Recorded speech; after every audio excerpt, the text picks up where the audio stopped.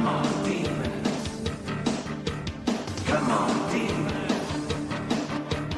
Come on, demons.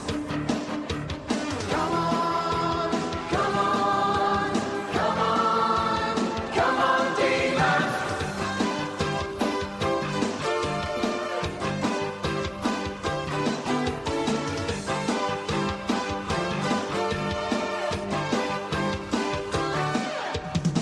I've got this feeling. Good evening, Demon fans, and welcome back to the Demonland podcast. My name is Andy, and despite some carnage caused by a COVID outbreak, the Demons prevailed over a plucky Hawthorn outfit and remain undefeated and sit atop the AFL ladder. It is our 7th win this season and our 14th win on the trot. Mark down another record that we can be proud of, as this is the 4th time in VFL AFL history that a team has won the first 7 games in back-to-back seasons. The D's first achieved this feat in the 55 and 56 seasons. North did it in 78 and 79. The Cats too in 08 and 09. And now our Demons are making history right before our eyes. Joining me tonight, long-time Demonlander George. Good evening, George. Good evening, Andy. Wow, that's really impressive statistics there, isn't it? And it gives us great hope for things. But the question everyone will be asking now is who can beat Melbourne? And what I'm interested in is what are the bookies actually tipping? Perhaps our resident punting expert in Binman can provide that sort of insight for us. Well, he definitely can. I'll introduce him, Binman. Good evening, Binman. Good evening, Andy. Good evening, George. Good evening, Demonlanders. And geez, you opened that door for me. I've been resisting my punting advice, but I had a good weekend on the footy punt, namely with my team, and I bought shares in Freo. I've backed up with a solid win on them. We're into 280 for the flag, which we opened at 370 into 280, which is pretty short at this time of year. I can assure you that's doesn't represent good value. We're likely to start the finals. If 2018 Richmond is anything to go by, they were about this price at this time of the year, and they were equally dominant in 2018. And they began the final series. They were $1.70 to win the flag before the first bounce of the final series in 2018. That's probably a good sort of measure. So,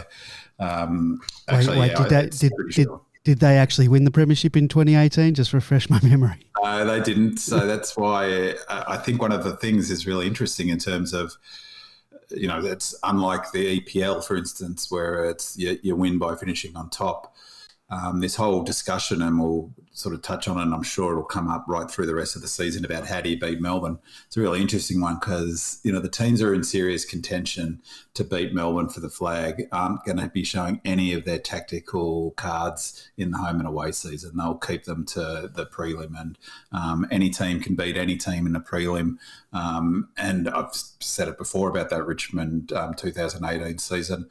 They got beaten by Collingwood, and they were like $1.40 or something to win that match. So they were runaway bookmaker favourites, and they got beaten by a team who played out of their skin on the day and had a power forward who kicked, I forget, maybe 5 or 6 goals that day, couldn't miss. It's the beauty of the game that come prelim day, any team can knock off any team.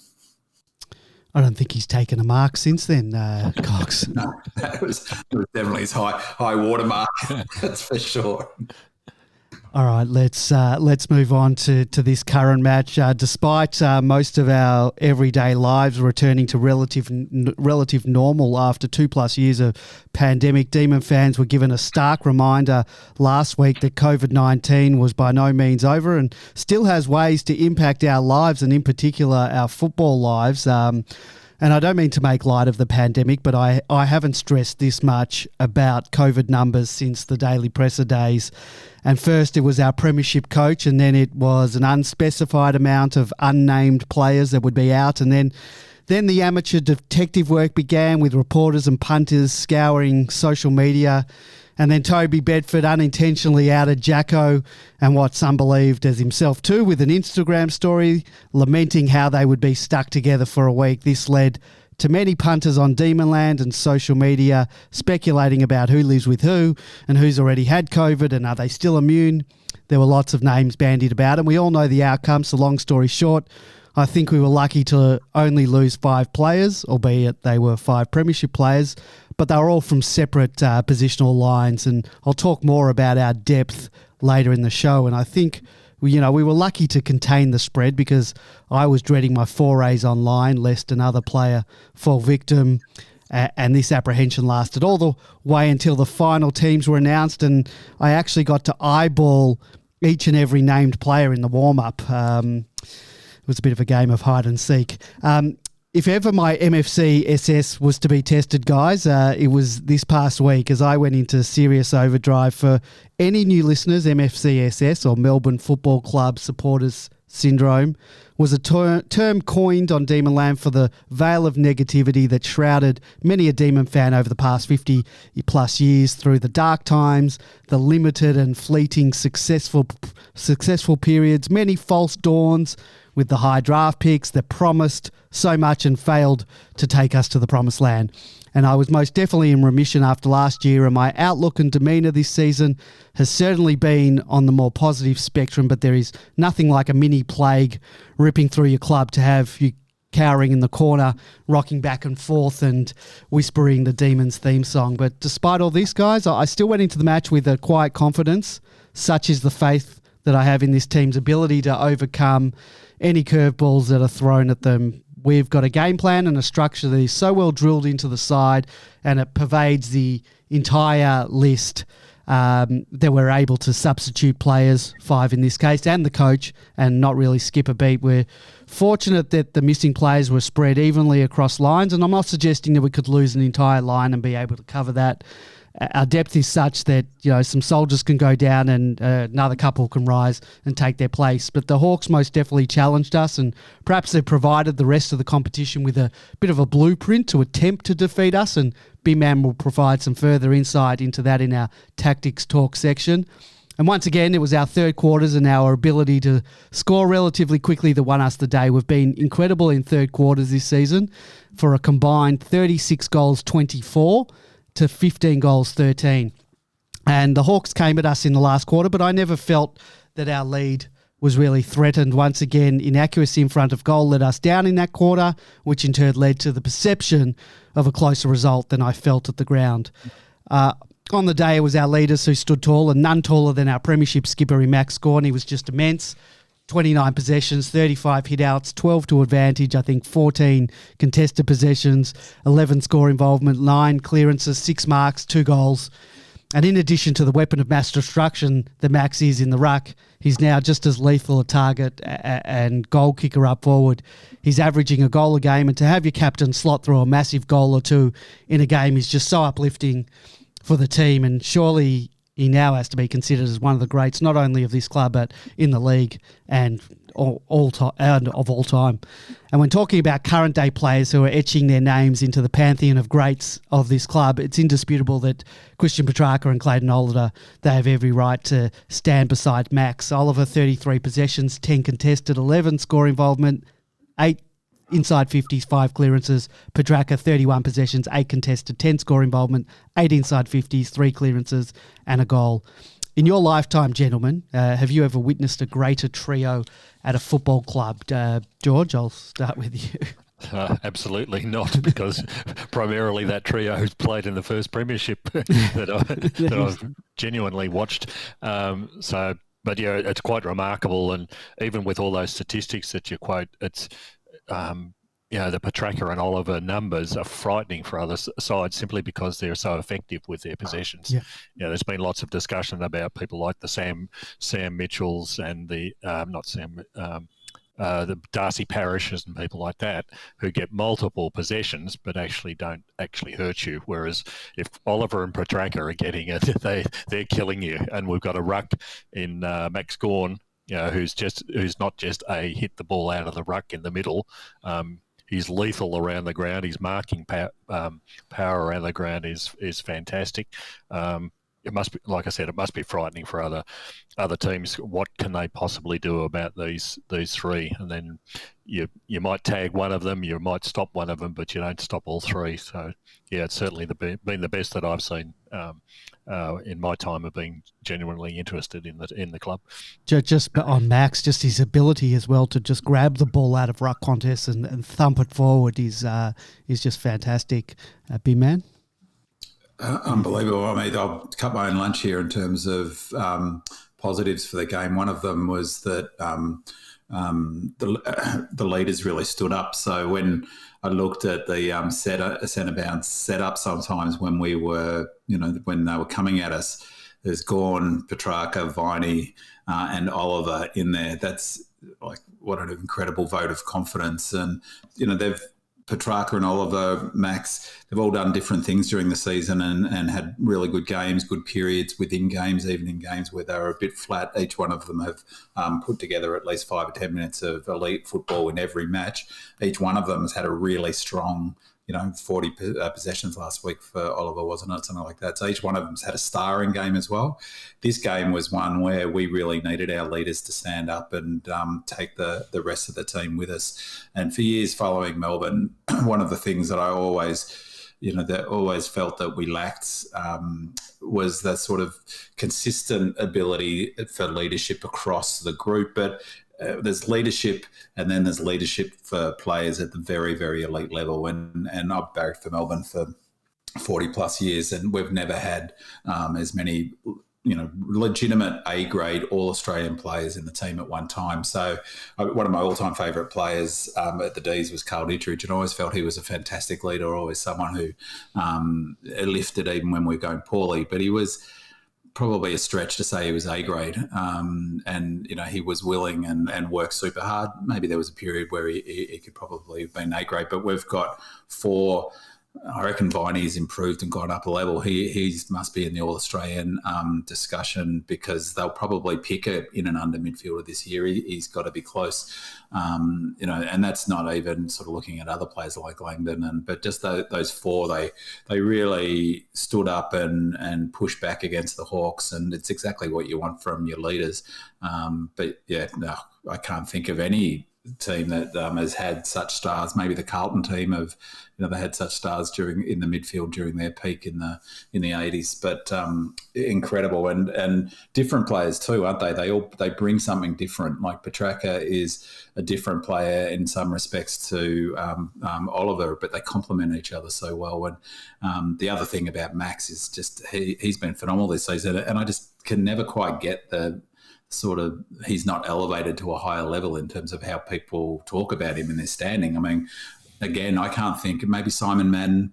I really thought Dempsey was a great ruck and T-style, but of course, Jimmy Steins and White, but he is the best ruckman I've ever seen in the game. And I've said for a long time, I think he's our most important player in some respects, because as much as you can't really replace a Viney or you can't really replace a Track, you really can't replace Max Gawn, So a phenomenal game. And, I thought that Max's ability to stand up in 2 weeks in a row has been terrific. And, I think people probably get confused about the ruckman, but they expect him to get 100% of his ruck hit outs will go directly to a Melbourne player. And it doesn't happen. That's not the way it works for ruckman. So fantastic game by those leaders. And Uze must have loved the fact that he could call on them to make sure that they got us across the line. George, you mentioned in I'm getting some feedback here. George, you mentioned in your report that you didn't think Max played, like his time in the ruck was a lot less than in previous weeks. It was just at critical points in the game, and we'll talk about later that period from the middle of the third quarter to including the last. He was certainly in there, but I was watching, how much time they were giving Wiedemann in particular in the ruck, and he seemed to spend, as a second ruckman, he seemed to spend an inordinate amount of time doing that.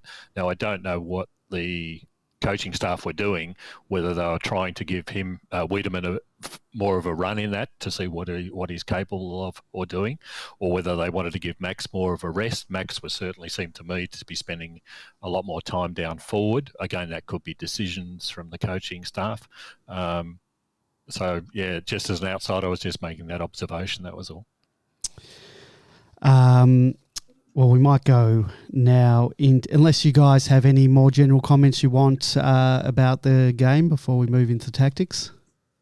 Just one general comment is that I thought it was a fantastic game of football, and it's super important win for Melbourne for a range of reasons. And it would be really easy in the sort of, I suppose, to forget about that game when the season finishes. And the fact that, for a whole range of reasons, the fact that we're able to win with the quality we had out against a team who I thought played super well and were coached really well, I thought it was a really admirable win. And even for the best teams, even in the periods of, the Geelong and Richmond during their period, that's a sort of game that it really wouldn't have been too much of a heartbreak to lose given the background.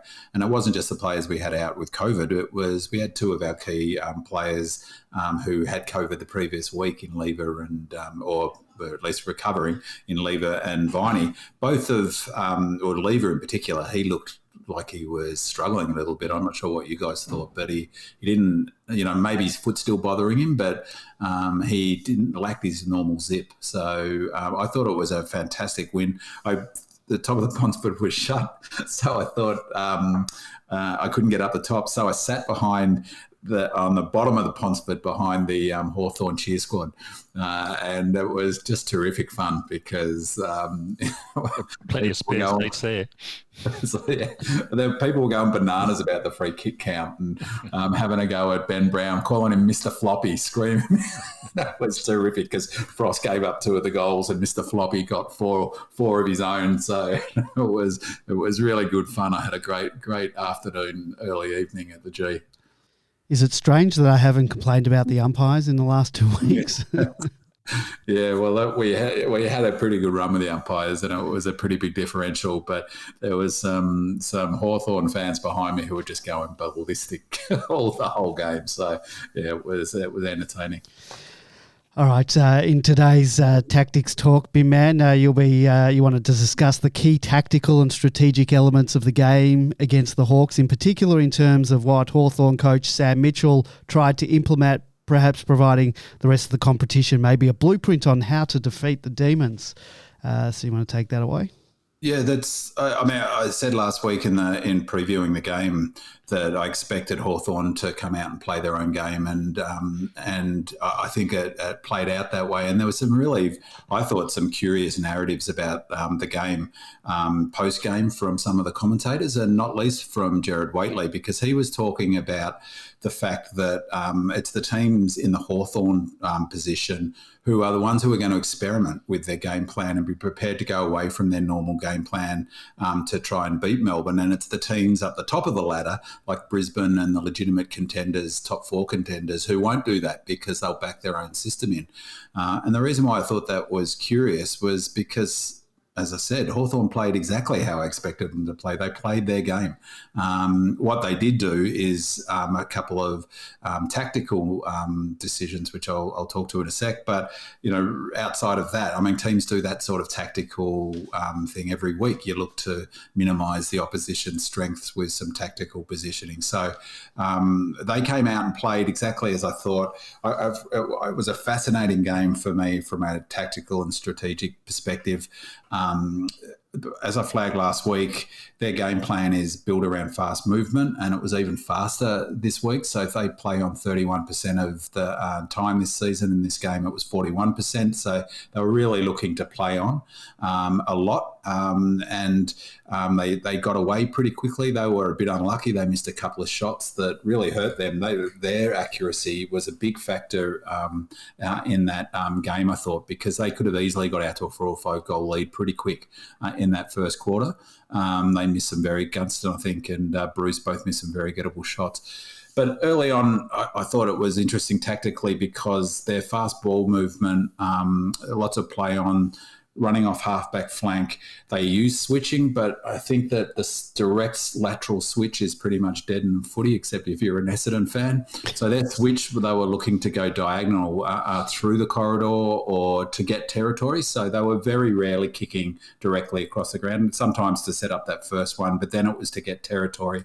And they looked to go through our corridor, diagonally across our corridor, and did that really well successfully. And I think it took us a little while to structure up and get our players in the right position. But it really highlighted to me how critical Nibbler's run and Cozzie's run are. So we've talked about that a million times. You see it best when it's taken out of the team. Like you're losing 30 kilometres of run when those two players. I thought Melksham played pretty well, but he hasn't got the speed or the ability to cover the sort of distance that the player who replaced really pretty much position for position was Nibbler's. And in particular, Cozzy, his gut running and pressure. I thought Bedford played super well when he replaced Cozzy. It was sort of he half Nibbler, half Cozzy role, I guess. And I thought he played terrific and his pressure was okay, but we missed that up and down the ground running. Similarly, we had Jackson, who covers a hell of a lot of territory, and that was something I thought about afterwards, that I probably underestimate how much running he does defensively as well. You had two players like Viney, who's must be gassed a little bit, having not had a full week. So our inability to do what George was talking about last week in his own defence wasn't as strong, and our ability to cover to the corridor and get across and cover the switch wasn't as strong. So I thought that the way that they moved the ball was very clever. It reminded me very much of the Adelaide game last year. A very similar result. They had the same number of scoring shots, which they'd be thrilled with. I've said that, really to beat Melbourne, you've got to be scoring north of 75 points. They got to 81 points, which was really terrific. They squandered a few chances. The strategic things that were interesting, and a few commentators have talked about it, Ben Dixon and others, is that before the game, Sanderson on Wheatley was talking about how to beat Melbourne, and one of the ways he talked about that he recommended Hawthorn do is tag Langdon and tag May. Now, they didn't exactly tag May, but what they did do is that they kept a forward, Kajitsky mainly, behind May, so that it took away his ability to be that goalkeeper. And the other really clever thing I thought was that they didn't exactly tag. Well, they had a run with player with, and his name, I had it, so I'll remember it in a sec, that he ran with Langdon all game. Now, they both got equal numbers. So, George? Morrissey. So Morrissey must have a pretty good tank because he kept with him all day. But the really interesting thing was, and it's not dissimilar to your point last week, George, about the way that we set up our diamond and have players inside of it. He apparently, I didn't see this at the game, hard to pick up on the television as well, but Morrissey played on the outside of Langdon, and apparently the direction was clear that to play boundary side of Langdon the whole game, which I thought was super clever, because we've talked about how Melbourne used the width of the ground, but in particular the way we transition the ball along the boundary line, that tightrope along there. We win if we get it forward, and we break even if there's a stoppage. So I thought that was a really interesting, and they'll look to do that. But a couple of comments about that I haven't heard anyone make comment about is that, firstly, Petty plays that role more often than May when Petty's in the side. And Petty out was a massive, massive hole in our defence. And I think, again, it emphasises how important Nibbler is and the work he does off the ball, how important Cozzy is, but how important Petty is. And that's the reason why he was so quick to be rushed back into that side. So that's number one. Number two, he's the one who plays the deep defender mostly, and they want May up the ground. A lot of people talking about how great it was to get May up the ground. I don't know, it's strange because May does play up the ground a lot. And so the other thing was that I haven't heard comment about was that it's no coincidence that was a phenomenally high disposal game from Max. So you're robbing Peter to pay Paul to a degree. So they held their, it was another thing that Sanderson recommended, and they did. They held their forwards up.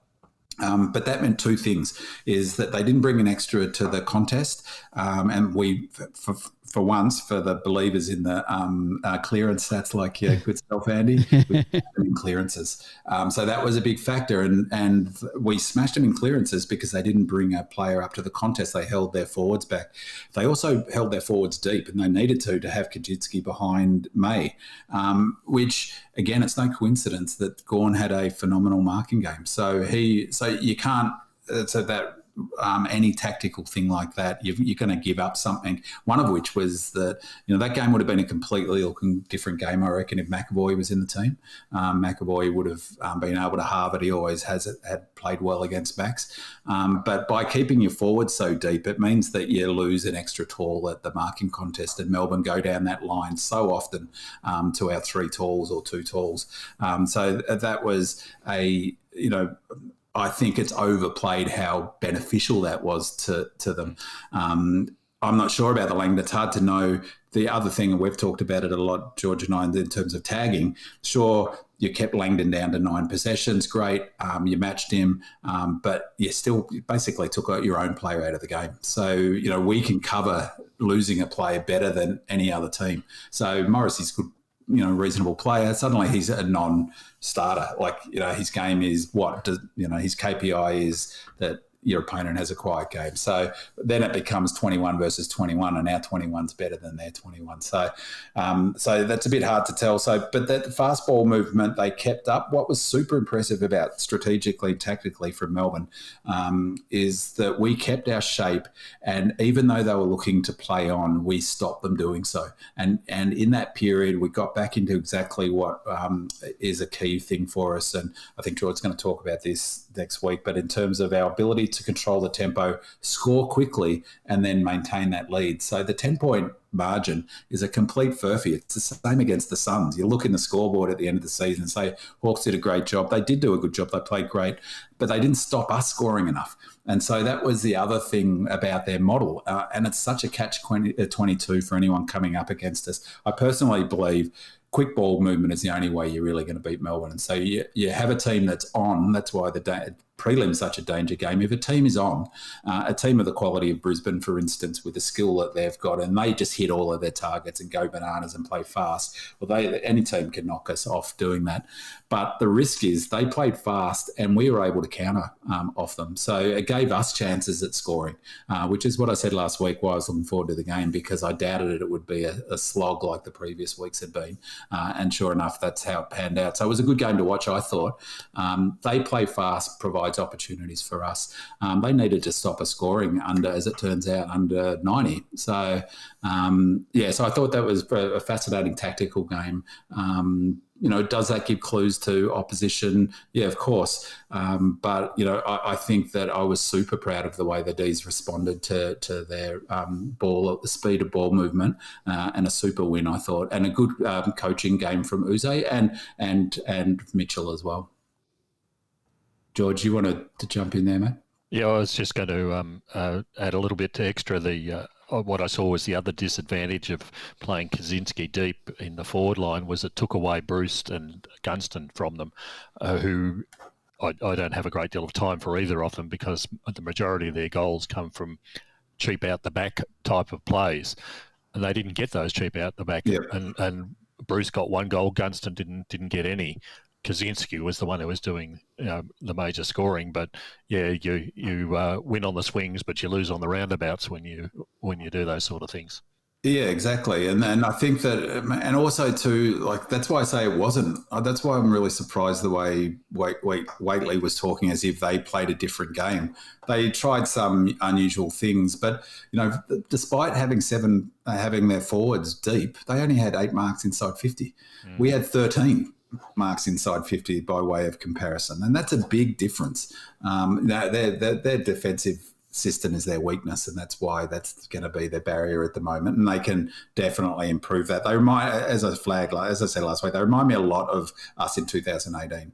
Yep. They could score quickly. It's exciting the way they move the ball, and maybe Goodwin decided he wanted to do that, then go strengthen the defensive stuff after Ruse had worked on the defensive stuff. In some ways, it's a bit similar, but they need, you're right. or they ended up relying on those two players a fair bit, Bruce and Gunston, and they couldn't really deliver either. Well, they did kick 1-6 between them. And I know we were wasteful at times in front of goal, but yeah. They missed some easy ones too. Yeah. I was, as I said, right behind the goals at the City end, and Gunston, the one he missed that floated across the face, you could see it from where I was sitting that it likely did, but the cheer squad weren't happy. It was terrific. The other interesting thing about the game, and it sort of touches on something that I'm not quite sure what the meaning, but they had they were up 12 with 5 minutes to go of ground ball gets. So that was a big plus for them. I thought that was a really, that was impressive, and that was sort of led me to think about one of our areas of weaknesses, which I'll touch on later, is that lack of a real good one-on-one small defender since Jets left, or since Jets sort of 2018 year. But that was very impressive by them. I thought their ability to win the ground ball. But the other thing is, you take system aside, you take out 5 of your best players, you are going to get a big drop-off in your all-round abilities. So for us to score 91 points in the context of that game, to get that win, I was super impressed with that win by the D's. As good a win as, just won't look as good, but given all of the circumstance, it was a terrific win. You know what? I used to get upset in the past. I would have lamented the fact that, we only won by 10 points. We should have won by more. But at the end of the year, who cares? We've banked the 4 points and that's it. No one remembers how much you beat a team by. It could have easily been 24 points because we had a chance to score in the last 2 minutes and missed, and it went up the other end, and they get a goal basically on the siren, and so that makes it 10 points. So that's almost exactly what happened in the Suns game. So it's sort of 10 points looks good, 2 goals, but you just get that feeling. It's been talked about all year. We've got gears. It's like I wish I had $1 for every time I've heard that in the last couple of weeks. But it really is an interesting way that we played to get enough to feel comfortable that we can hold it. And then I looked in the last quarter. There was a 12-minute period after they scored a goal where they just could not score. And we were just happy to play slow. And it was like the game was in the third quarter, George. It was like the game was in a holding pattern, and it was one of those arm wrestles where the stronger players just holding it and tiring out the opposition and waiting for the drop. And must be hard to play against, hard to watch. I know the fans around us were going bananas, but a good performance by the Hawks, and as I say, good coaching from Mitchell. Each week we take a look at some of the team or individual positives as well as some areas of improvement. And this week, my positive is the depth that we have at this club. For most clubs, being forced to lose 5 players at once and the coach, and not to mention those premiership players, it's a daunting proposition. Unfortunately, these 5 players were mostly from different positional lines, as I mentioned. Petty, a defender; Sparrow, a mid; Jackson, a ruck forward. But then you got Cozzy and Nibbler, and we've talked about this. They're forwards, and they're very defensive-minded forwards. Both of them are arguably regularly providing forward defensive pressure, and in addition, they top the team for pressure acts. And losing both of those players at once, as you said, was always going to cause an issue with keeping the ball in our forward half.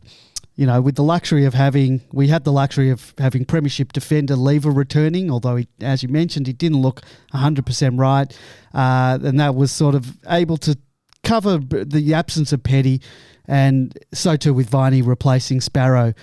Jake and Jack's return allowed both Smith and Dunstan to remain in this team for another week, and it allows them to learn the ways of the teams, the structures, the setups, and this is all great preparation for them if they to come back into the side to cover for any injuries in the future. We've got athletic ruckman Luke Jackson. He's a little bit more difficult to replace in terms of the ground ball follow-ups that he provides in the ruck, effectively acting as an extra midfielder. In this instance, our depth allowed us to recall T-Mac to return to the forward line, then use Wiedemann in the Jackson role of ruck/resting forward. And whilst not necessarily a like-for-like proposition, the Weed does provide Max with the chop out, and he did hit the scoreboard going forward as well. Toby Bedford and then Kay Chandler. They were given the opportunity to cover for Cozzy and Nibbler, and George will talk more about Toby Bedford in a moment, but you got to be happy with the 2 goals that he kicked. So all in all, our depth, it does soften the blow of having 5 outs. Of course, having 5 outs is going to disrupt things. I guess, despite my confidence in our depth overall, I really don't want to get tested like that again with so many out. I just wonder, how would we have gone this week against a top 4 team? Do you guys have any insights if we would have come up against a Brisbane or a Freo now with 5 outs? It really probably would have stretched us, but I don't know. Hard to say. Well, look, if I put my punter's hat on, if that team come up against a full strength Brisbane team, I would have backed, put my money on Brisbane. I mean, you can't. We're not magic. It's like you take out 5 premiership players who are, all 5 of them are arguably in our 10 best. Well, maybe not Sparrow. He's getting there. Yeah, well, he's important, but he's certainly not in our top 10. But the others are almost unquestionable. You take 4 of Brisbane's best players out, or 5 of their starting 22 out, and come up against us at full strength and ask that question. It's a no-brainer, isn't it? So, not to mention we're missing Salem, Hibberd. Yeah, exactly. So Salem is probably the only. Hibberd is maybe 50-50 to get in, but so I mean, our system took us a long way, as we've talked about a number of times this season. But maybe we'd win it on guts and determination. Who knows? But that is the beauty of having a system where there are many other teams that don't have those systems, that you can lose the individuals, but you don't lose the system, and so you're not replacing a better performing player with just a lesser performing player. If the system holds up, you can afford to cover those lesser performing players. So it's important that we've got that in place. There's no doubt Smith's not as good as Petty in the roll down back, but he slots into the system. And does his job that's required. Bedford's not as good as Cozzy up forward, but he slots into the system, and that's important to us. And I'm happy for them to get a few games here and there to learn that system. Like, I was happy Dunstan got another consecutive game, because I don't think he's in the best 22, but I don't mind him here or there having a game, because we might need him in situations such as this. Absolutely, and I think that's another reason why I think this was a really important game, because we got the 4 points, we banked it. Now with St Kilda losing, there's a gap, and Geelong losing, there's a gap opening up remarkably in the top between the top 4 and the from 5th down.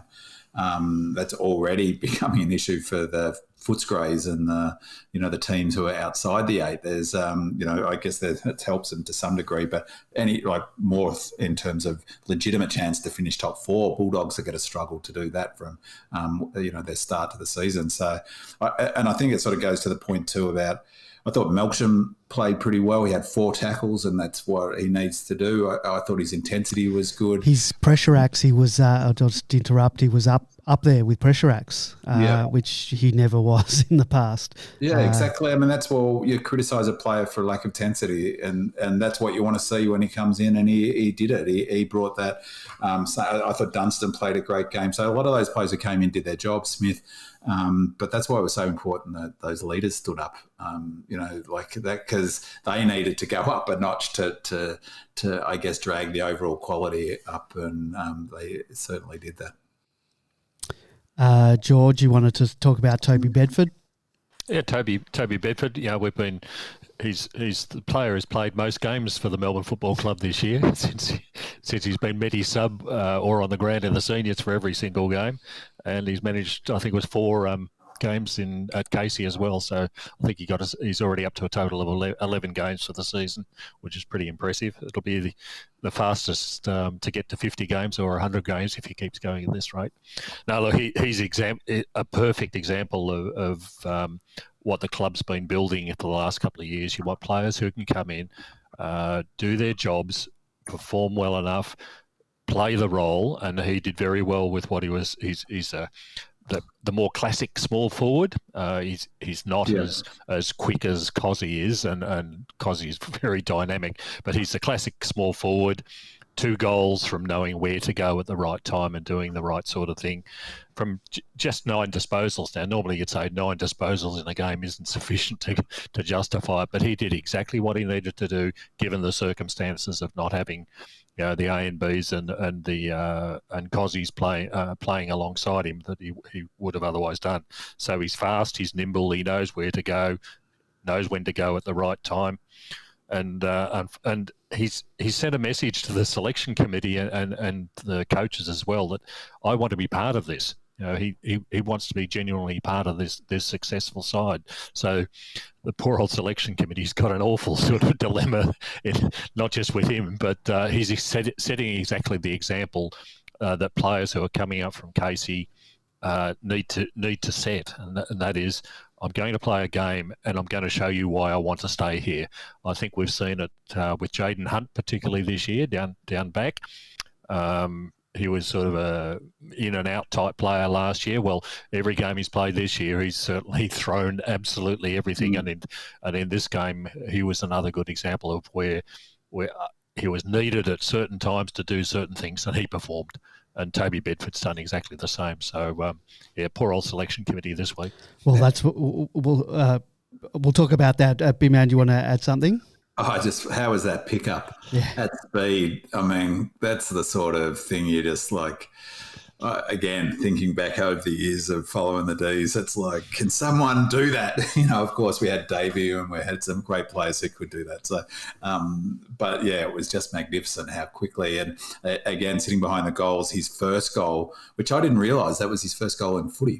Yeah. When they went to him, I thought, me too. But he's got he's not as fast as Cozzy, but he's got some wheels because he wasn't being caught. And that was speaking of Melksham, that was a gorgeous handball to put that into space. In fact, it was a good pickup as well from him too. A great bit of play because T-Mac, he scrubbed it a bit, but he went inboard.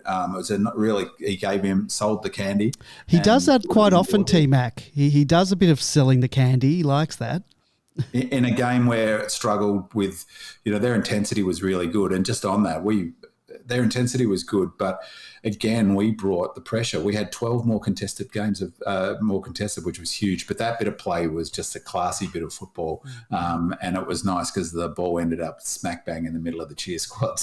I think that's our featured video of the week on the front page of dline.com. If you want to go have a look, it's very nice. And now Cozzy should be available to return to action this week, albeit with a few days less preparation than normal. However, Nibbler, I believe, only gets out of isolation on Friday or Saturday, depending on what the exact rules are and when he tested positive, meaning he'll have virtually no training during the week unless they do a captain's run on the Saturday. Now, we know Nibbler, he's got an enormous tank, and providing there are no lingering effects from COVID, he could easily slot in with little to no preparation. So this begs the question, has Toby done enough to keep his spot? I can't personally see 4 small forwards in the side when you include Spargo in the mix. You can't have Cozzy, Nibbler, Spargo and Bedford. And on the proviso that everyone's fit and healthy and raring to go, George, what are we? You're a selector. What do you do? I'm a selector. Yes. Nibbler goes out because Bin Man said that he would eat all his hats if he was left out of the side. So I really don't know what to do. I suspect Nibbler might be left out simply because he won't have the opportunity. He was out on Friday. Whether he gets over the 7 days compulsory, whether he's got COVID, and we might have seen an example of it with Lever this week, not quite right, which is perfectly understandable. The symptoms that people display, and people have got different reactions to it. So it wouldn't be surprising that he, of all the others, might be left out. The other players. in consideration have been out for longer, so it's sort of almost like 2 weeks since they've contracted it or been in contact. But Nibbler's right at the very edge. But look, I just don't know, and we don't know. It's these are all the internal machinations within the club, and it'll come down to medical decisions, I think, for a few of these. But yeah, look, I wouldn't be surprised that they leave Bedford in. Just to give him another game, have a look. I think we've seen examples of that with other players. You're going to get 2 or 3 games and you've got a chance to perform. So I wouldn't be surprised to see the same occurring with him. If Nibbler was 100% fit, I think they'd just roll Bedford back to the Medi sub. That's what they did last year. They didn't, it wasn't. They used that, and I think it's actually a really good example of how good a man manager Goodwin is, because that consistency of playing him as a Medi sub, they will have had that conversation with him. He's stood up. He's taken his opportunity. They will have also talked to him about the fact that your time, you'll go back, but he's in the frame. Actually, it's a good point about Nibbler, George, because I think that of any, probably Langdon and him, because they cover the most ground. If he has had COVID and there's any sort of respiratory stuff, he's the sort of player whose game is going to be impacted by that, because it's so much based on how he runs. So, but possibly they'll give him another week to freshen up, and you've got Bedford who can. He's got a good tank too, apparently. So he can definitely fill Nibbler's role. Yep, be interesting being a selector this week, and we'll talk more about selections a bit later. Bin Man, you're positive this week? Well, I've really done all my positives so far. So my 3 this week were leaders standing up. Max, and we've talked about that, just phenomenal game. I just think he's amazing. He's just incredible football, incredible for the Melbourne Football Club. And the third positive was the fact we won the game. That's going to be an important win in the wash-up of the season, because it could be the difference between us finishing top or finishing second and avoiding a road trip come finals. So super important win. So I'm going to use my positive here for the coverage of footy. So I've been pretty negative at times on the commentary. I watched the Brisbane-Sydney game. It was terrific. I think it's Brenton Speed was really good. Jack Rewald was special comments and was genuinely insightful, I thought. And our ex-champion Lewis was also there, and I thought it was just really good commentary. Helped me understand the game, which was what you want, but wasn't a joke fest or I thought it was really excellent commentary. But the thing I wanted to play, which was just fascinating to me, and maybe it's modern footballers, and he's a very articulate young man, but Brayshaw for Freo. And if you just play this clip, this is straight after they've played 15 times down at the Cattery. They've won. This is the 4th win they've had, so maybe it's 16th game and they've won 4 now. This is just after they've won the game. One is just terrific, the way he talks about it, but 2, it's just really interesting from a tactical perspective of some of the detail these guys go into in terms of, the coaches and what they train for. So when you're ready, Annie. What were you thinking when Blitzars kicked that late goal to get within 3 points? We've practiced those scenarios a lot during pre-season. We had a close game in round 1 against Adelaide, so I backed us in. So what was the strategy, given you've practiced it? Yeah, we try and get the +1 around the back, try and be really strong in the contest, keep it inside, and if we can, go long and wide. And we had almost a repeat, spilled it out wide, got another repeat, and then the siren went, so we stuck to our guns. What's the reason behind the composure this team is showing, particularly when Geelong were pressing that entire final term? I've heard you speak a lot about the work you've done in pre-season. Yeah, we've been working on our skills. Also, we've played a few teams that roll around like they do, so we're really trying to look low, look lateral. And we saw a couple of times when we did look open side, we had really good opportunities going forward. So, and it's also just backing yourself in, be confident over the ball. That was Andrew Brayshaw, Gus Jr. What a great insight into some of the depth of the game like in terms of the stuff that these kids have to learn how to play and the systems they play, just that description of that. He was talking about the scenario that the practice for end of game scenarios, that game was super tight and they had to protect a 3-point lead. They would have practiced that, I don't know, George, 50, 60, 100 times over pre-season to know the lingo, to do it all. That's what has to be drilled into their things. But then also the second comments about it was an insight into the way Freo play, to look to that outside. They switch much more than Melbourne. That's probably one of the big differences between how we play and they play. But yeah, I just thought it was terrific television, actually. Should he have been, I'll let you go in a sec, George. Should he have been giving that information out so freely? I thought Longmuir wouldn't be super happy, but I don't know. He's a pretty phlegmatic fella. But it did seem like normally they just go, no, we don't mind those close games. Or That's what he should have said. George. But regardless, I'd encourage people to actually go and have a look at that interview if you can, with the associated game footage, because that is exactly what they executed in that sort of minute or so that they had to play. And but the really hard thing, and this is why Fremantle are going to be challenges this year, is when, even if you've trained for that and you've practiced it, in the circumstances of you've played 99 minutes of hard football, for somebody to actually go, okay, this is what we have to do right here and now. That's when you have the leadership that we've been talking about before, and the players to execute that sort of stuff in those scenarios. And from the sounds of that and the obvious evidence that we're seeing in that situation is that Freo have got it this year. So don't discount Freo this year simply because they're on the other side of the country. You don't hear anything about them. They're a seriously good side.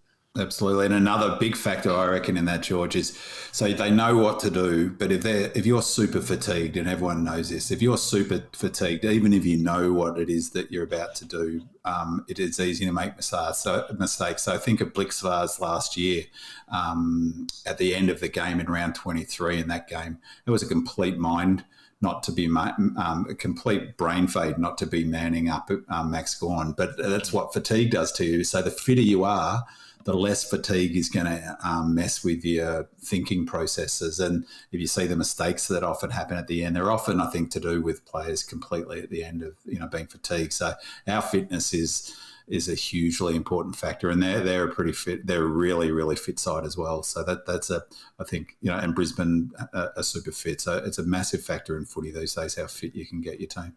We're going to have some massive games coming up, sort of in that middle of the year, where we play Freo, we play Sydney, play Brisbane, all within sort of a couple of weeks of each other.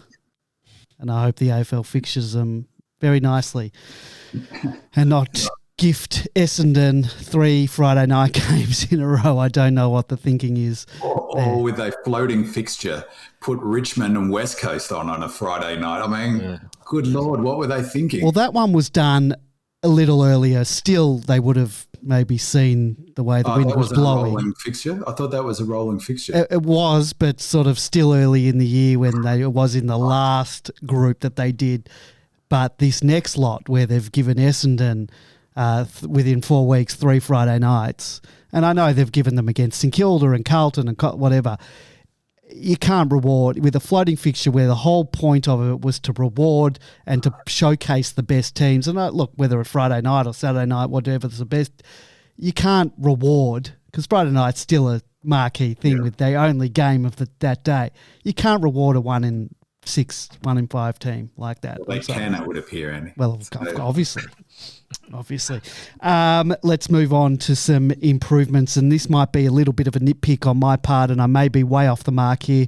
I was a little bit disappointed with the crowd. Now, granted, there is still a section of the footy supporter base that they might still be wary of COVID, and I get that. And I'll also add, I did a little bit of digging, and the crowd of 39,000 to 40,000 is commensurate with previous crowds between the two clubs. However, this match was, I believe, a Hawthorn replacement game. And don't forget, we're coming off a premiership. We have our biggest membership ever. We've been footy staff for 2 years, yet my reserve seat section was pretty empty. And let me tell you, those tickets aren't cheap. And it wasn't just a sprinkling of empty seats here or there. There were large chunks of rows. So I don't know, was it the time slot? I don't know what it is. People complain about kids not being able to go at night. This wasn't that night. It was still going to be early when it finished. People don't like Sundays. This was on a Saturday. You want more primetime games, and you need to show you can get bums on seats. And I did see in the thread, and I was actually surprised to see this, that there's a thread about low attendance, and someone had stated that taking away the years 1961 to 64, which were our highest average attendance, this year is our second highest average attendance behind 2018. And it's just only like 5 people per game below 2018. So it's up there in this modern era in average home game attendance. So I was a little surprised to see that. But yeah, was a little bit disappointed with the crowd this week. I don't know what it is. I think there's all sorts of factors still at play. Certainly, COVID and apprehension about COVID is very real for a lot of people. But also, Hawthorn are notorious for not turning up at games. I think, Ben Man, if you were down the cheer squad end, you would have noticed an awful lot of empty seats down there for a team that's been very successful over a long period of time. Yeah, they just don't turn up to games as a general rule. But, gee, you still finish up with just short of 40,000 at that. You can't complain. Can't complain about that for a 425. 425 is a nothing sort of game time for anyone. So, yeah, I think you'll get a better idea as the season progresses a little bit more. Yeah, I think that metrics changed. So I think it's just one of those things. It's like, people aren't going back to the office working 5 days anymore. That's changed. It's 3 days and 2. That's and I think days of 50,000 to that sort of game are gone, because, I mean, there's the whole, once people fall out of the habit of doing things that happened during the 2 years in Victoria, then it's hard to get that back. Then, of course, there's all the factors like COVID and not wanting to get that. And I think that, in the days of streaming, you can watch the game at home. If you're 50-50 on going, do I go in and have to put up with Hawthorn fans, or do I sit and sit at home? So I think we've just got to accept that the numbers are going to be low across the board. Our numbers are no lower than other teams. And I wish I knew that it was a Hawthorn replacement game, because there was a fella behind me carrying on about how Melbourne fans don't turn up. I wish I had that up my sleeve to say, well, it is a Hawthorn replacement game. I'll have to work on my pre-match sledges a bit better, I think. I always come prepared. George, you wanted to talk about what happened from halfway through the third term until the final bell? Yeah, I'm just a little bit puzzled. I know we will, hold and protect games, but it didn't look good as a spectacle, that last sort of quarter and a half of football, when you try to sell the product that people aren't turning up to as well. Look, as I said in my report, I think it could have been a coaching decision. Especially with Adam in there, here's his opportunity to, if you want to put the cue in the rack, at what point do we put the cue in the rack? You don't need to win by anything other than a point in a game of football. Their assessment of the game might have been that 5 goals is something they were never going to come back from. We don't know what those assessments were. The other thing I thought was, at that point in the game, you start to see the effects of those 5 fill-in players are like. They're just not as good, not as fit, perhaps, as the main players. They're not as skilled, just a little bit off. And I think they might have rested Gawn a little bit more than what they normally would have, for example. The concern is, if it wasn't planned and it wasn't managed, you can't afford to lose momentum in football these days. We've seen too often that teams, and against Hawthorn the previous week when Sydney kicked 9 goals in the last quarter, you can't put the cue in the rack too early, because if they get the momentum back, it is really, really hard to regain it again. So, yeah, it's we don't know the answers. We don't know what was going on in the background, but from a spectator's point of view, it wasn't pretty football. But it was a win. I suspect that that notion that I talked about a couple of weeks ago, playing the percentages, was a big factor for exactly the reason you just said, George, because the quality, the drop off in quality and not having our best players with fatigue setting in. To score, you take risks, and the lesser skilled players turn the ball over. Full stop. And you turn the ball over, that's what creates the opportunity for the opposition to grab momentum. It never fell to the ground like they could get any momentum right through. It was only in that first quarter that Hawthorn, I felt like, got momentum, and we did a great job of stopping it. And in fact, that's the first time we haven't, in our winning streak, led at the end of the first quarter, which is remarkable given that was a problem that we had last year, and not that we had many problems last year, but that was one of them. It was our slow start. So, and it felt like they were holding them at arm's length. And I wonder where part of that was that,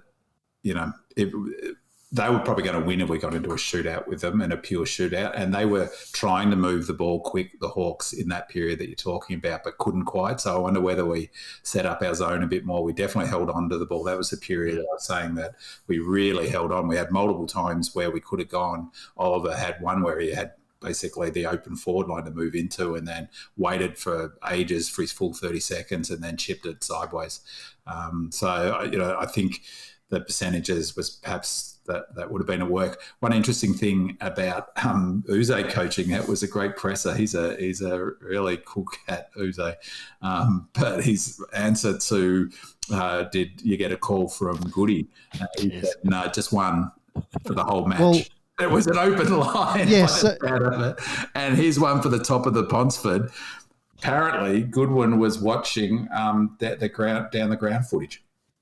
Did you hear that? That was his camera angle that he was watching at home, and he had an open thing to the box, which is probably a bit tough on Uze, to be honest. But well, that's what I was going to ask. Were you aware of that prior to the game, that the coaches who were out on COVID could have an open line to the box? I know they said Rudden was ringing every 5 minutes.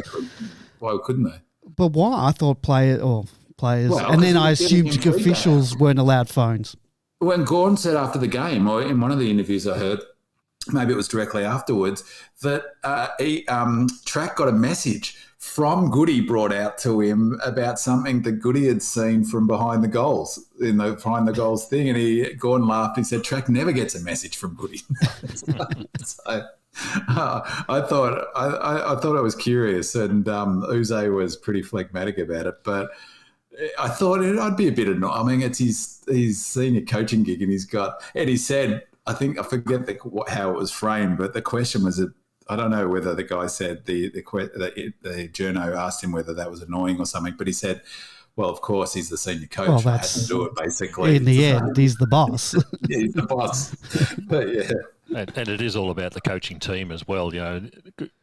Goody might be away, but he's another set of eyes. And he's truly familiar with the systems, of course, being the senior coach. So why wouldn't you be using him in any capacity that you could? And as Uze said when we interviewed him, they have an open line. It's open all the time between him up in the box and Goody down below. Like, they don't call each other. It's just open. So in some ways it replicated that, because he was up in the box. Uze was up in the box, not down on the ground. Yeah. Well, that's what Uze said to us, that that's his preference. Yeah. Big man, area of improvement, anything? Yeah, look, I don't want to go into Wiedemann's game in particular. I thought he played all right, and I like him in the ruck, actually. I think he's got pretty good ruck craft, and I really like it. One, I think he's got good ruck craft, and two, he was more physical than he normally is, because you can't really hide in the ruck. You've got to be physical. I thought T-Mac played a pretty good game. He kicked, a couple of goals, at least one. He stole one. Wow. Well, that's, yeah. But so I thought he played pretty well. Good footballer, smart footballer, exactly like George said in Casey. He's got high footy IQ and knows how to play the game. If you were just to choose, for me, if I was to choose, it was a standalone game right now, a grand final or elimination final or something, I would choose T-Mac every day of the week, because he's a better footballer. But the challenge a little bit for the club, I reckon, with this position is that a bit what you were touching on beforehand, is that they've got to be in a position to maximise to take away as many risks as possible come finals time. If you just played T-Mac all season and lost him come finals time, then I don't know that Weed playing whole season at Casey is the best way to get him finals ready. There's that factor. The other factor is T-Mac is definitely has lost a yard of pace. So I don't know whether it's possible at this point in a season to be able to get that. Maybe he could do a block of training like Brown did last year to get a bit of agility back. So it's a real tricky thing. And I guess the area of improvement is, I guess it's a sort of concern I have, is that neither have really had great seasons. And as much as, you could argue to the cows come home who if you're in the Wee camp or the T-Mac camp, but neither's stamping their authority on it. And I reckon Van Ruin's some sort of chance if he can. I don't know where he's at in his football journey, whether he's the sort of player who could come in like a Bowie. Probably not, because he's a key position player. It'd be a big ask. But it's just a slight concern I have, because, that third key tour was super important last year. And I don't think either Weed or T-Mac is really doing fantastic. So, it's a little bit of concern. And the other one is that small defender role that I mentioned before. We really have lacked that player since Jets left. And someone like, the young, who's the player for Hawthorn that his name escapes me, not Jordan. But they're the sorts of player, those medium forwards, as I was saying last week, we struggle with and still struggle with. But I reckon Hunt is maybe the player who's been given a position, he's maybe given an opportunity at this point in his career to say, look, if you make this position your own, that's yours. The small lockdown defender is yours. And I thought he did a good job on the weekend. But it is a bit of a concern when we come up against, I watched Brisbane and they mauled Sydney. Once the ball hit the ground in their deck up forward, they just completely mauled them. And it wasn't just their forwards, Bailey and others. It was Cluggage pushing forward and Neil pushing forward into the forward line. Just brilliant ground ball players. Yeah, I've always thought that's been a bit of a weakness of ours, ball hitting the deck in the forward line. Happened in the grand final with Treloar twice. Spilled balls come out and he's kicked a couple of snaps. But all right, well, let's move on to Casey before we go into the other changes.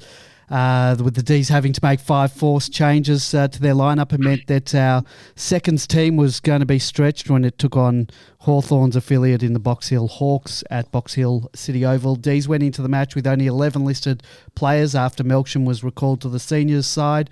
Box Hill 2 were light on AFL talent with only 9 Hawks listed players. If not for the yips in front of goal, Casey should have had the game sewn up at the last break. With a 26-point lead, and then Casey blew the lead within 10 minutes of the final term, but steadied the ship when D's medical sub, Kate Chandler, kicked 3 goals. The final margin was 7 points after the Hawks kicked a goal on the final siren. Big man, anyone impress you? I only watched the second half and had a massive flashback. When I was 11, I think I played for the Coonung Hawks, and I was a pretty average footballer, if all truth be told. And I missed the goal on that ground from inside the goal square, kicking towards the Box Hill Central end. Wait, did you? So I had to turn it off. Did you not make the distance, or did you? I don't want to go into it. It was wet, muddy. The wind was up, but needless to say, I missed it. And we used to sing the Hawthorn song, so it was a bit of a flashback. Yeah, it was a funny game, and the ground actually didn't look in any much better condition since I played in it too many years ago to mention. I like Majak Dawes. I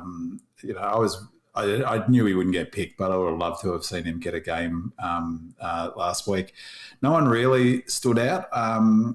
Van Ruin did a couple of nice things, but was quiet otherwise. Rosman had another really good game, and it looks like he's now locked in a defensive position, which is interesting. So he's playing almost like a mobile.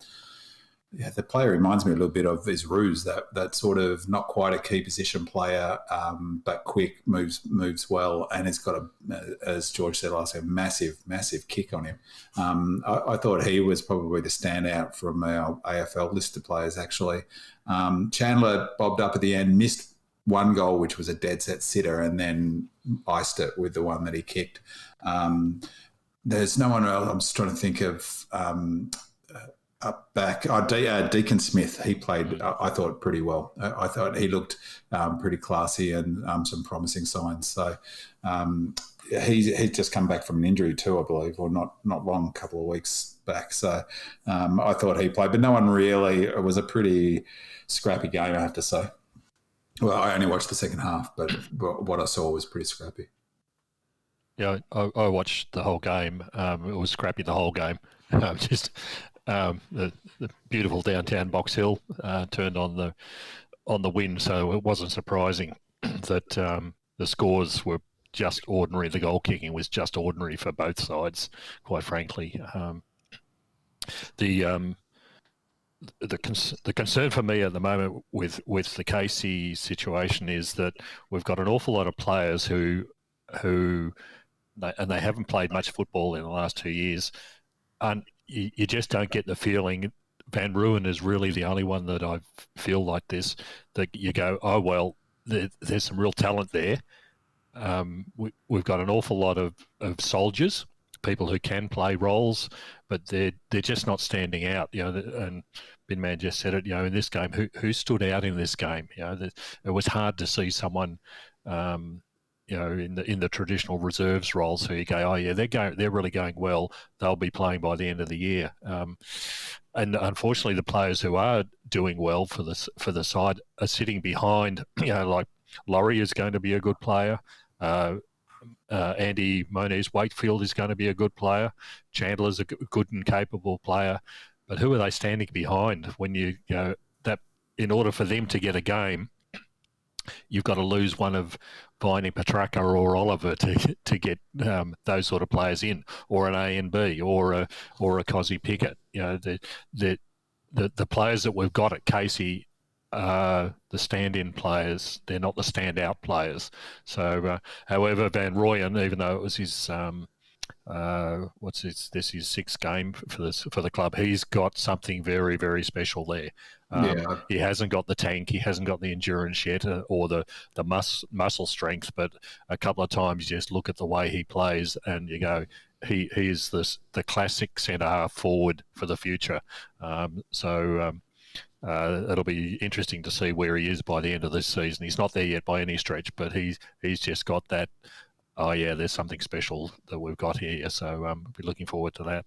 Yeah, totally. You just see like some players stand out. Then I remember seeing Fritter actually on that ground. I don't know if you recall that game. It was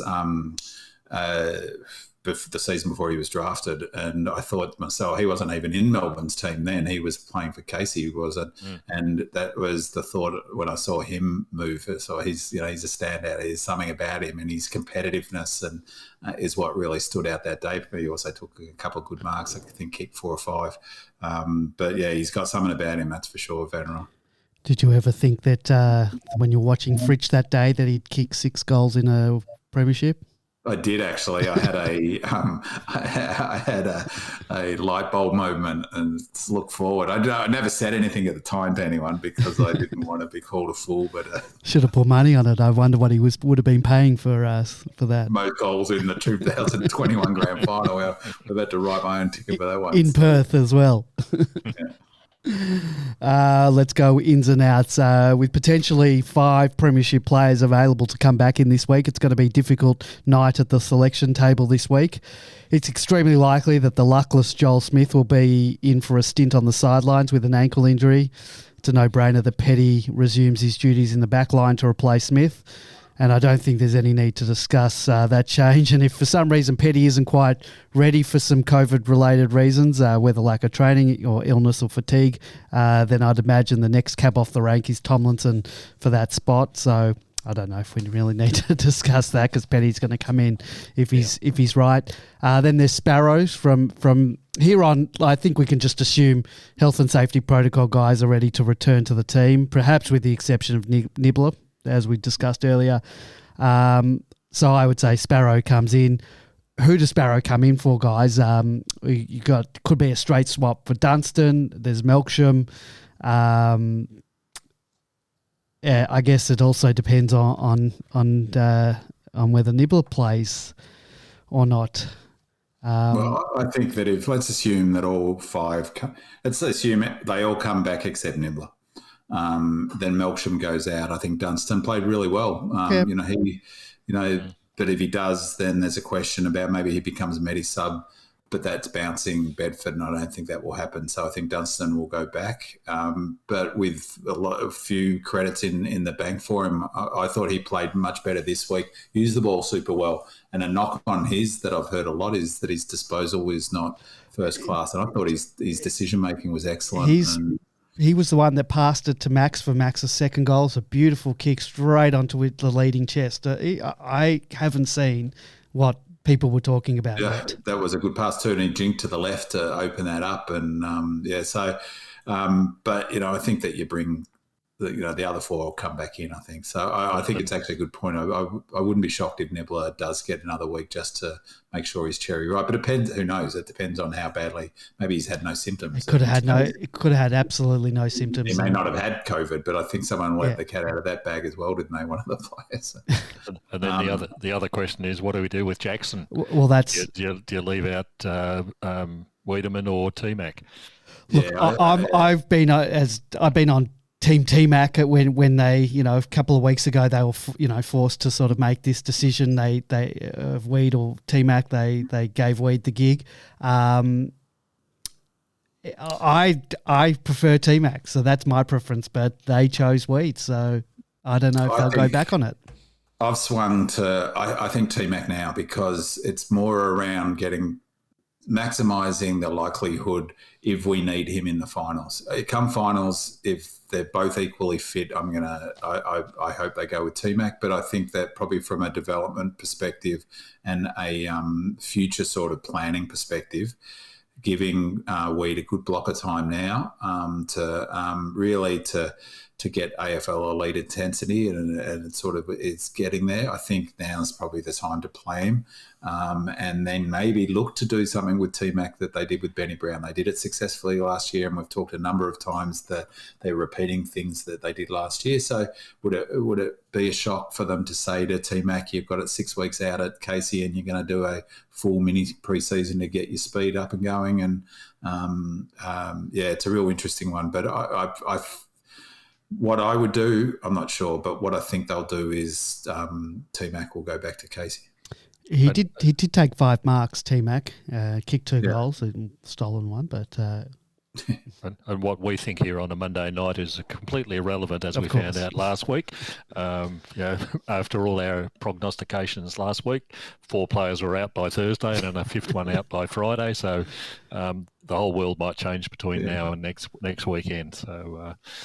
I was going to joke that Maxi was out and 4 others with COVID, but that's a bad joke. If it came true, I'd be... It was a joke that Robbo used before the game. I don't know whether you... I got a bit of a shock when he said that. Yeah. 3 more out, 3 more late changes. Just joking. Well, let's go into our opposition watch. Not many would have earmarked our round 8 clash with the Saints as a top 4 battle, but here we are. Like the D's, the Saints' scalps this season have been mostly from the bottom half of the ladder, with the exception of their early season defeat of the Dockers.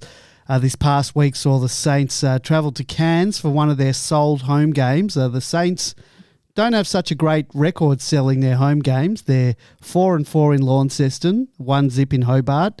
Then the other side of the ledger, they're 0-1 in Shanghai, 0-2 in Cairns, 0-3 in Wellington, for a total of 5 wins, 10 losses for their sold home games. For contrast, our record in the Northern Territory is 3 wins, 4 losses in the Alice, and 4 wins, 6 losses in Darwin, for a total of 7 wins, 10 losses for our Northern Territory partnership. And I'm not privy to what the Saints get for their games. That they're going at 33%. We're going at 41%, so we've got a slightly better sold home game percentage.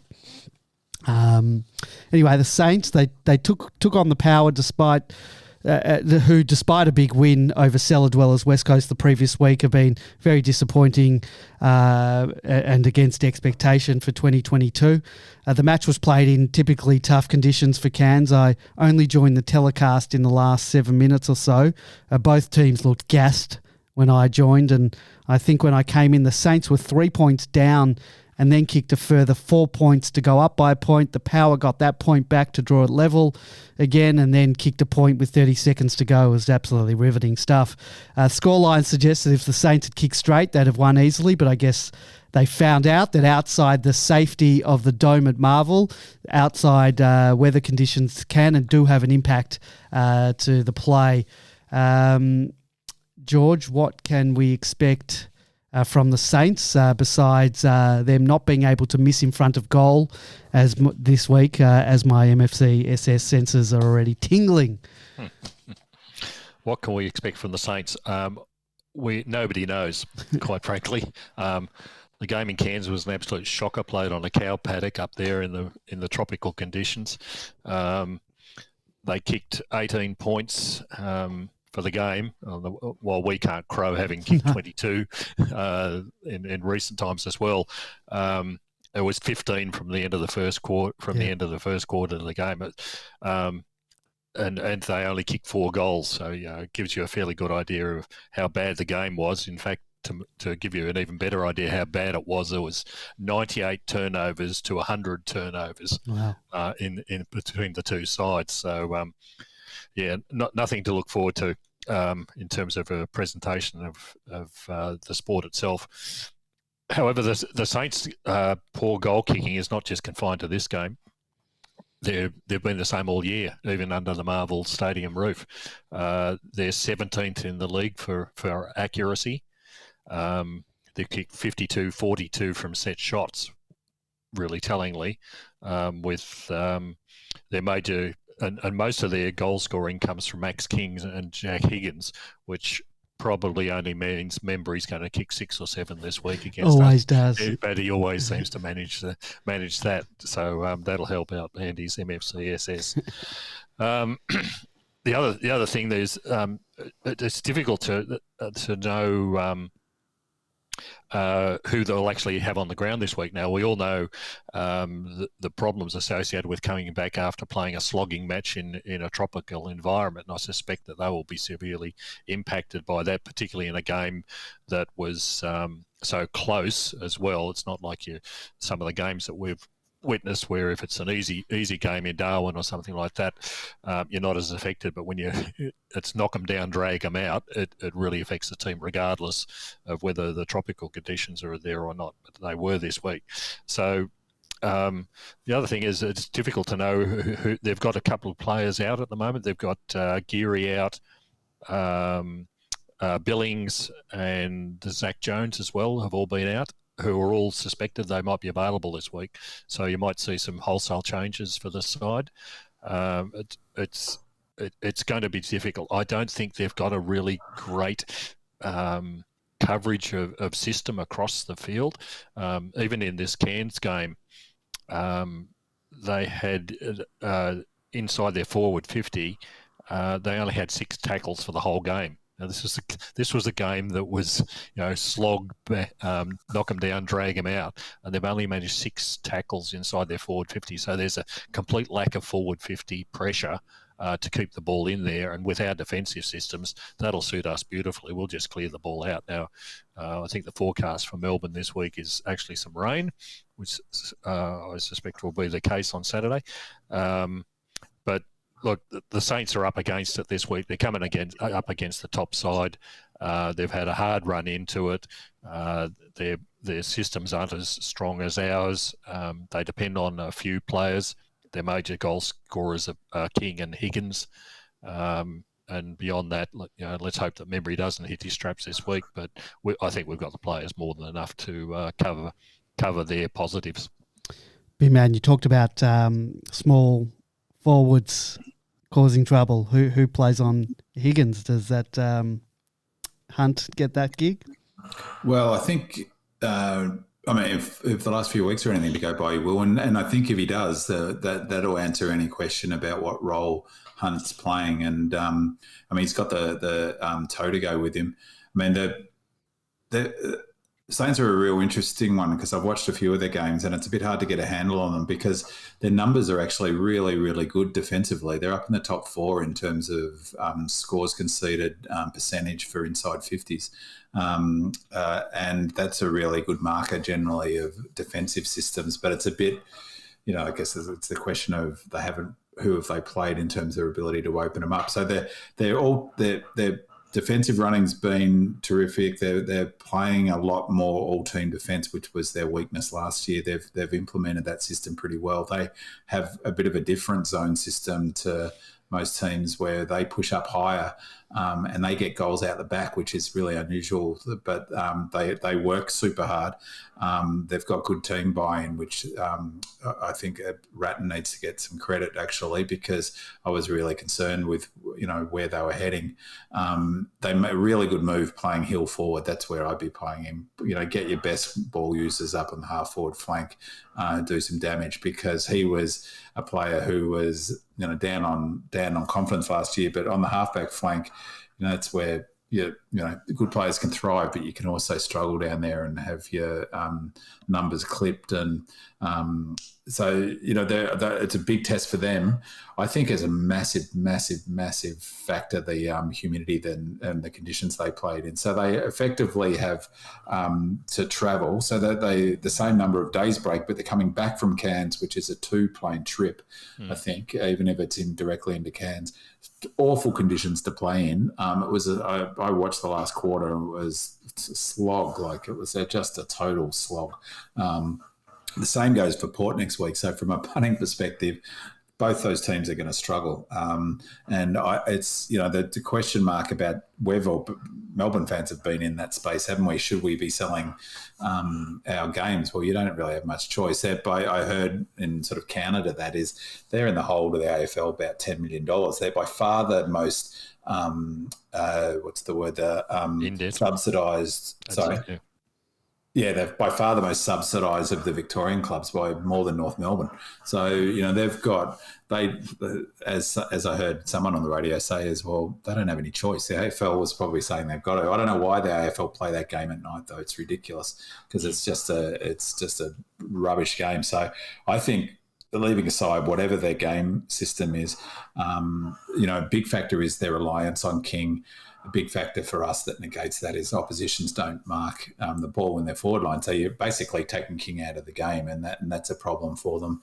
He was cooked. Their whole team was cooked for good reason. So they're going to struggle. And that's one of the benefits of actually what happened to us this week with COVID out. So let's say that the players come in are only a tiny bit affected by the fact that they've had COVID. And they at least haven't had a match where they've been smashed from pillar to post. So they'll come in having 2 weeks off footy and hopefully their fitness is okay. So we're bringing 5 A-grade players, or 4 A-grade and Sparrow back into the team fresh, and they're coming off a slogging matchup in the humidity and dewy and conditions up and having to fly back. So it's the worst possible preparation. So they lose that game and then play the Premiers the next week off the back of it. So it's hard to argue that there's much benefit in it for them, notwithstanding that they don't have much choice with their debt. But I think they'll really struggle, which is a bit unfortunate because it would be really good to see a full strength St Kilda not exhausted coming up against us just from enjoyment, like watching for the D's to get tested against a team that is flying. I mean, they were flying before this week, so a really banana skin. I tipped that loss because I thought that's exactly the banana skin game, but really it's just horrible conditions. You don't think we'll see a Langdon versus Brad Hill competition? Oh, well, probably not, only so far as Brad Hill's pretty much been playing half forward flank. But then maybe it'll be interesting to see whether Ratton does tag Langdon, and they need someone who can go with Langdon, as we talked about. It'll be interesting to see what they do with it. Their best player is Gresham. He's a star, and he's really, I think, their only A-grader of the sort of somewhere in the vicinity of track and Oliver, and he's not there yet, obviously. But it'll be interesting to see again, do they tag Oliver and Track? Neither did. Interestingly, Mitchell said about tagging in the week, in the lead-up, asked who he would tag, and he said that his focus is on players who lead the score involvements, and Nibbler's second on that list at Melbourne, which I was surprised at, and Track's number one. I heard that one. COVID did the job for him. Yeah. George, you wanted to talk about COVID protocols. We'll take that before we wrap it up. Yeah, I'm just intrigued as to when the AFL give up on this game, or whether they're allowed to give up on it soon. The players are already getting COVID from being in the community, the same community that effectively doesn't have any restrictions anymore. Do we really need the same effect on the AFL players? Hopefully it'll get to the stage where it's like the old flu. If you've got the flu and you're not fit and able to play, then you won't be playing because the medical staff say that you shouldn't be playing. But yeah, I think it's about time that they reviewed the situation with the COVID protocols. Like I said, they're already catching it. They're not in hubs anymore. We've got to make the change at some point. If the players are fit and healthy to play, then let them play. They've got as much chance of getting it from going down to the supermarket as what they are from playing on a football field. So let's hope we put this away well and truly before finals. Are you suggesting players play with COVID, or are you just talking about isolation rules in terms of if their partner I suspect gets it? I suspect apart from the rat testing, there would be players playing with COVID at the moment. We just wouldn't know about it. They've got no symptoms and they don't know about it. So, well, do you know what the clubs in terms of testing procedures are, or are you suggesting clubs are being lax or not being truthful? No, I think the clubs are testing quite thoroughly, but the point is it necessary anymore? I think, and I could be wrong, I stand to be corrected, but it's the isolation rules is the issue because, of course, you've got COVID, you need to go into isolation, so you're not going to be playing. You don't want to play with a respiratory thing running 15 kilometres anyway. But the issue is that needing to isolate if you're in the household. But I think, and again, I stand to be corrected, that the reason they haven't changed that is because that it's there's different rules in South Australia and Western Australia are still with isolation, and that there's an equity issue that if Victorian clubs would get a benefit of allowing players different regime or around than the Western Australian teams and the South Australian teams. I'm pretty sure that's it's a universal rule until all states have the same isolation rules. They will use the current 7-day isolation rule until it's uniform across the country. It's very sensible, and certainly one of the Western Australian teams needs all the help they can get. Yeah. There's a cliff and they've already dropped off it. Yeah. Well, guys, I think let's end it there. We'll be back next week. Let's go those Demons. Go Redlegs. Come on, team. Come on, team.